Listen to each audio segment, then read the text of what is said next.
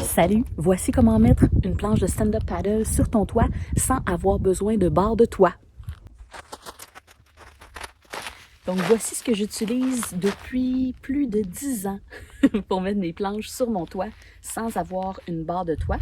Donc j'utilise 2 foams à kayak, tout simple, et j'utilise 2 straps, comme ça ici, c'était des straps d'entraînement qui sont capables de supporter vraiment une bonne charge d'un être humain.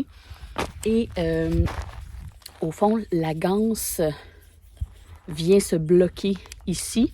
Fait que quand je l'insère, comme ça ici, à l'intérieur, ça me permet, clouc, vraiment, ça revient pas. Donc, c'est super solide, puis j'ai juste à tirer pour serrer et ça bloque automatiquement. Donc, première étape, c'est de mettre les foams sur le toit. Donc, ce que je viens faire, au fond, j'en place une de ce côté-ci. Il existe des foams à cette heure droit là, pour le stand-up paddle. Moi, c'est des foams à kayak. C'est pour ça qu'ils ont un petit angle. Fait qu'il y en a une que je viens placer devant. J'essaie de le mettre dans la partie qui est moins molle du toit. Parce que il y a toujours un endroit où le toit est un peu plus mou.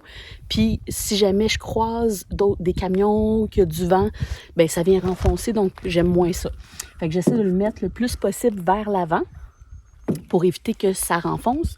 Et je le place le plus possible au milieu, mais c'est sûr que je vais le réajuster une fois que la planche va être sur le toit. Ensuite, la deuxième, ce que j'ai fait, ben j'ai dû enlever mon antenne donc qui dépassait, parce que sinon ça la cotait sur ma planche. Une fois que mon antenne est défaite, je viens placer mon deuxième foam à côté sur l'antenne. Fait que comme ça, je suis sûre que le foam ne se déplacera pas. Maintenant, il me reste à mettre la planche sur mon toit, que ce soit une planche rigide, une planche gonflable. Gonflable, souvent, ça peut être encore plus léger. Là, présentement, j'ai une gonflable, mais qui est un petit peu plus pesante. Fait que je vais utiliser la poignée, puis c'est un peu comme un clean and press que je viens faire.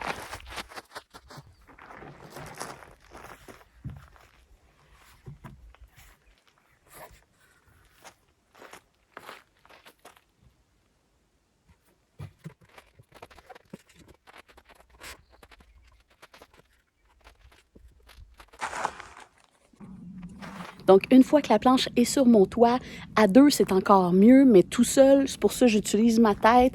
Je pousse le devant, ensuite je dépose le derrière pour ne pas avoir à trop forcer à bout de bras. Et ensuite, là, ce qui reste à faire, c'est la centrer. Parce que on voit que elle est un peu plus par ici. Fait que je vais aller la centrer, puis je vais placer les foams à la bonne place aussi. J'aime que quand c'est une planche rigide, je fais attention pour que le foam soit bien sur mon tapis antidérapant. Fait que ça évite qu'il y ait un glissement quelconque. Là, c'est une planche gonflable. Ça tombe que le foam est dans les cordages. Ça va tenir, ça va rester là. Je suis convaincue.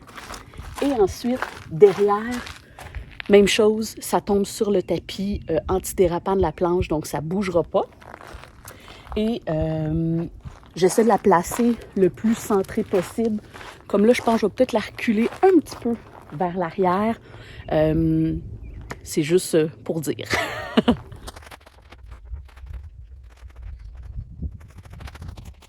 Maintenant qu'elle est droite, il me reste à mettre les straps. Fait que je tiens toujours la partie en métal ou la partie la plus dure dans mes mains, puis je vais lancer par-dessus.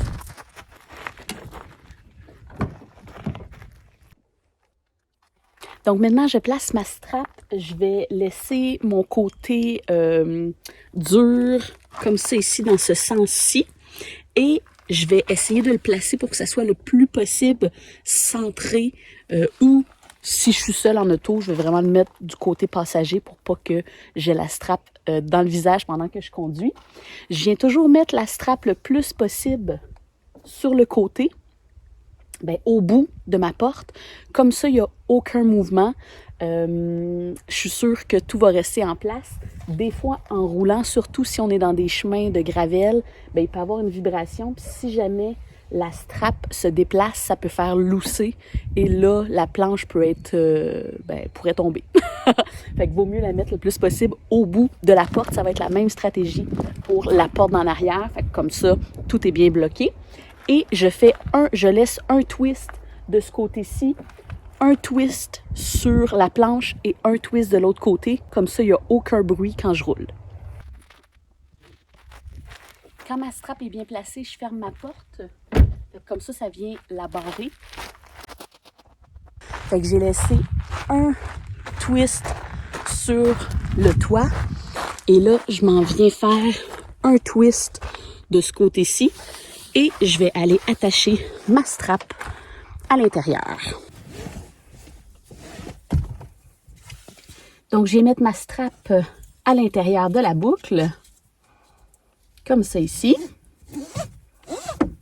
Je vais la serrer, mais juste un peu, parce que je vais faire celle d'en arrière, puis après ça, je vais la serrer plus. Je m'assure qu'elle soit bien bloquée. Et je vais aller faire celle d'en arrière.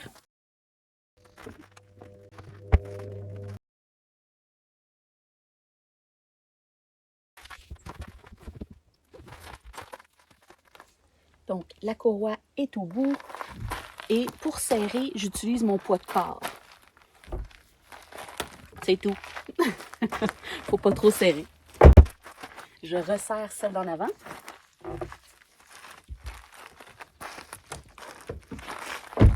Et bingo! C'est tout!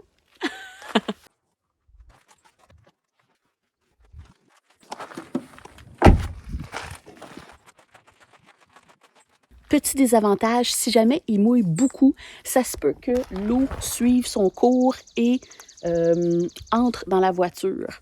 Donc, ça dépend des scellants de porte aussi, d'une voiture à l'autre. Avec mon ancienne voiture, j'ai jamais eu de problème. Celle-ci était plus récente. Peut-être les scellants étaient plus durs. Ça m'est arrivé quelquefois que l'eau rentre quand il mouillait beaucoup. Dans ce temps-là, ce que je fais, soit que je me traîne des guenilles, 4 guenilles que je viens mettre sur les straps, vraiment là pour bloquer l'eau, pour retenir l'eau. Puis sinon, je me traîne tout le temps dans ma voiture de toute façon des essuie-tout de mécaniciens, donc sont plus épais.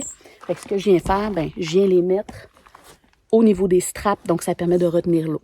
Et dès que tu arrives à ton emplacement, que ce soit en camping, peu importe, enlève tes straps.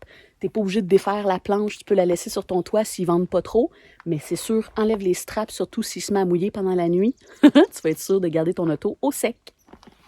Fait que voilà, j'espère que ça t'a aidé. Une autre astuce, si jamais tu as 2 planches à mettre une par-dessus l'autre, tu pourrais enlever l'aileron de celle en dessous. Et ce que je fais, c'est que je mets des frites, des nouilles de piscine entre les planches.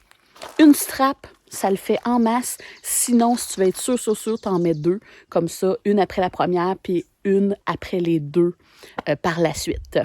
Fait que j'espère que ça va te permettre de vivre plein de belles aventures en stand-up paddle. Profites-en et n'hésite pas si tu as des questions, des commentaires. Ça va me faire plaisir de te lire. Ciao!